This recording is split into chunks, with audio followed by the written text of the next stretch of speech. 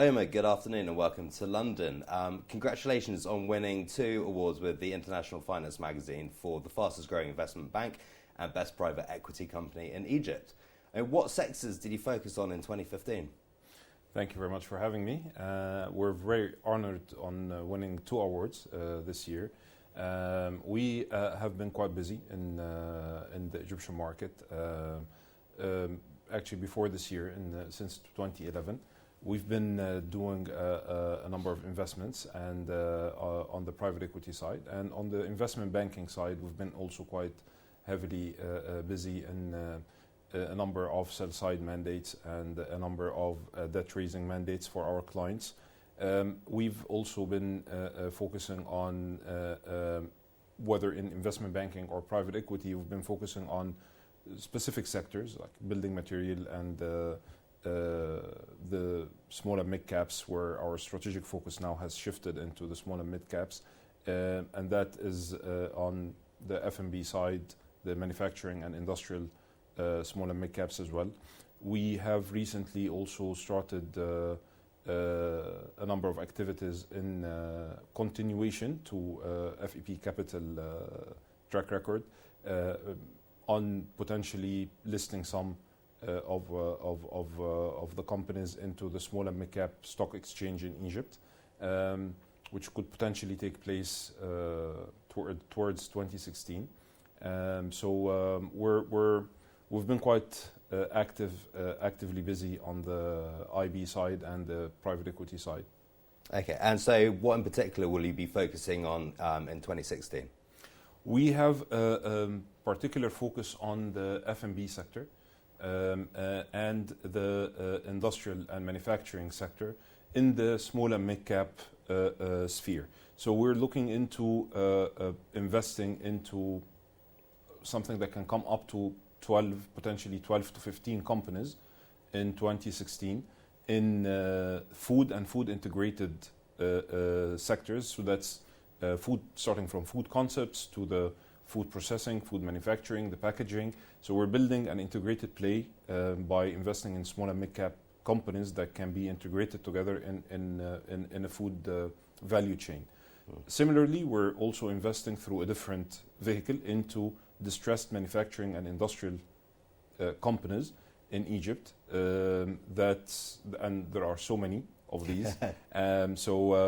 We have plenty of deal flow, and we have also very interesting turnaround stories in the pipeline that we are excited to invest into. So we see us investing in 2016 in a number of these investment opportunities in the distressed manufacturing and industrial small and mid cap sector. So Omar, which sectors will deliver above average return on investment in the near term, say for the next 3 years to your clients? It's quite interesting. In general, of course, when we're looking at emerging markets from a bigger picture, we're looking at emerging markets because they can overachieve the developed markets in terms of private equity investments.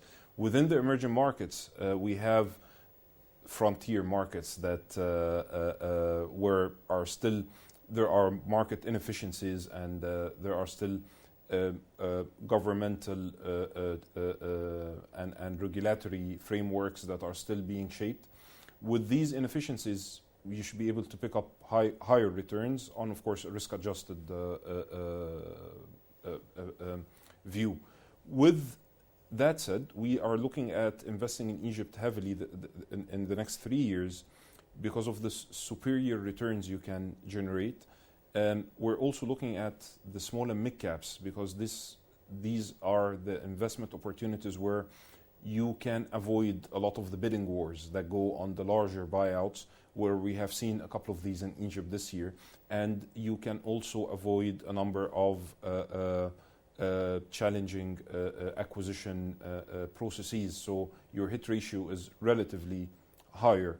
And also your entry valuation is a lot better because of all these. So you can negotiate better valuations, and accordingly you should be looking at higher returns.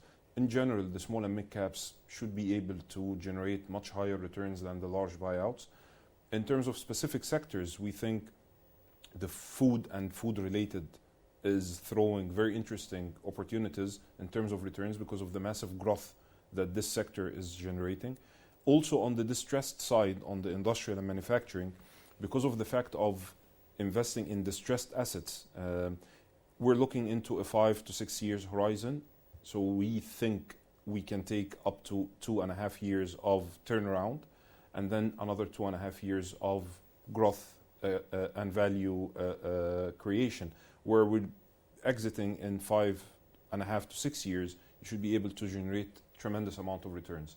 So we believe in these two areas, the highest returns are going to happen. Well, that's fantastic. And so how has the new regime, has it settled down, and are Egyptians confident of the stable political climate in the near future? The Egyptians are confident. What probably we need to do more of is to get the rest of the world more confident Sure. into especially from an investment point of view, into investing in Egypt. We remain extremely confident as a company, as FEP Capital, on investing in Egypt, and we encourage and we keep encouraging our investors to invest more. We've been able to show returns and to show growth creation and value creation in the past 4 years, and they have been the toughest 4 years that you can experience as an investment manager, investing in Egypt with all the continuous changes. Now we're having more, I wouldn't say easy, but more relaxing and less stressful discussions in our investment committees and in our discussions with our investors, because it's more visible. You can see a lot of changes on the investment side. There are still a lot more work that we're asking the government to do, but they are doing it, and that's a good sign. What we need probably to do is to promote more of this confidence to external investors outside even of the region. Most of our investor base are from the GCC, and would like to broaden that in FEP Capital to try to attract more investors from this side of the world to come and invest in a country like Egypt in the specific sectors where we think there are good returns. And what impact will the poor response to the legislative elections have on the investment climate? We don't think there is a poor response given the statistics that came out. We're still monitoring the final statistics, but the initial count comes to 30% of contribution in the elections, which is not typically bad, and at the same time is not quite high, but I would say it's an average response to the elections. But in general, I think having a parliament in place is quite important, because then you can have an efficient government working within a parliament guidance and monitoring. So it completes your what we call the roadmap in Egypt that started with the presidential election, and then we have now the constitution, and then now we have the parliament in place. So we look into 2016 to start with a government that's being reviewed and monitored by the parliament. So we think in terms of coming up with things like the investment law, the new taxation on the VAT taxation. With the parliament discussion, that makes it more clear and makes it more robust, and when it's passed, you know that you now have something that you can plan for. So it's a good step forward, definitely, for the investment climate. It definitely sounds like that. So how can Egypt gain from the free trade zone that is in Africa? We are also keen on expanding into the African markets, and we were discussing this in the past few days extensively with some of our partners in private equity firms that are focusing on investing in Africa. Egypt can benefit enormously, and Africa is opening up as a great potential market for so many things, starting from private equity investments, and also for our portfolio companies in Egypt, the companies that we're investing in. we're encouraging them to start coming with us on roadshows into some of the African summits that are taking place to expand the opportunity, explore the opportunity of expanding their exportation business into the African markets. And vice versa, we think there are good opportunities for some of the investors that are investing today in countries like Nigeria, in Ghana, in Kenya, to start looking into some synergies in investing in similar operations in Egypt. So I think 2016, there should be a lot of focus on trying to see how we can trade more with the African market, get investors that are keen on investing in Africa to start looking at North Africa as being part of Africa, because we have this separation when people talk about North Africa being more of the MENA, which it is, but now we need to think of North Africa as an actually a natural piece of the expansion into the African markets and vice versa, where African markets can come into North Africa for growth opportunities and actually even more capital raising. Yep. We think it's important, and we're pushing for that from our side. And what can investors look forward to from the agreements? From the trade agreements, it's quite important for, like I said, our portfolio companies. We're monitoring some of the trade agreements because, for instance, we've got companies that are in the food sector, in like our food platform. We've done a number of acquisitions now that we have a number of portfolio companies. Some of their products have got great opportunity to be exported into the African markets. So we're encouraging the CEOs of these portfolio companies to look into studying these agreements and to travel with us into some of the summits to see how they can benefit from the agreements in their export business. Likewise, we've got also some interesting opportunities where we can import some of the raw material and some of the feedstock that we need in some of our operations from some of the African markets. So it's mutual and win-win, and we just need to sit on the tables and firm the discussions and do more business-to-business agreements and move forward on it. Have you seen that the benefits from the free trade zone have been started to show up in the investment environment, and in what ways? We have seen a number of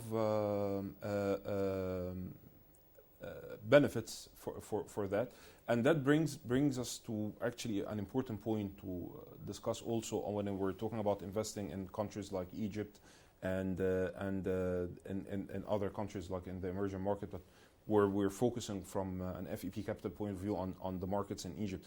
We see a lot of benefits when we get strong statements from places like the World Bank, like the EBRD, like the African Development Bank, like the IDB of the world, where they have all come out with big, strong statements on their support to the Egyptian economy.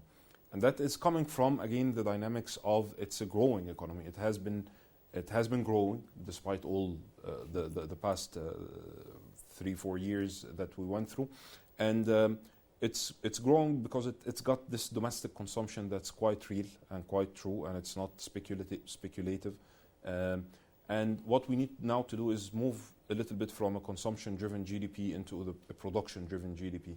And these institutions, when they give the support and the strong statements, it's a stamp of confidence that the Egyptian economy can benefit a lot from. And what advice would you give to your investment clients? Would you tell them to buy, to hold, to sell? We're actually encouraging the investors to invest more. As private equity players, we're long-term, so we think it's a good environment in the Egyptian market now to do more investments and to be patient capital, and to which is a typical private equity cycle over 3 to 5 years, potentially maybe 5 to 6 years in some of the investments. But we still see a very good window of opportunities to make more investments. We encourage the investors to go into specific sectors. Even if we're not working heavily in these sectors today, we still see good potential in some sectors in Egypt outside of the food and the industrial and manufacturing. We see healthcare makes good sense, education makes good sense. And in FEP Capital, we're starting to make some moves into the education sector. We're still not yet there, but it's definitely investing time. I would say more than an exit time. Not really economic conditions for great exits, but I think it's very suitable conditions for great investments to be made in some very interesting companies, interesting sectors. You don't have to follow the big tickets. That's my advice. Actually, I would say try to diversify small big tickets and larger smaller tickets, if that makes sense. Absolutely, yeah. Because again, the big tickets are getting heavily overbidded, and in some situations you have the strategic investors, which are what we call the trade investors or the industry investors. They come and put very high valuations because of their own synergies, and they outbid the private equity players easily. And we've seen that in a couple of deals in Egypt this year. So we encourage investors to go into the smaller radar where there's still price wars, and you can do great investment and potentially have great exits in a 3 to 5 year span. Fantastic. Well, Omar, that's highly insightful. Thank you so much for your time and coming to London. And on behalf of International Finance Magazine, congratulations again. Thank you very much. Thanks a lot. Thanks for having me. My pleasure. Thank you.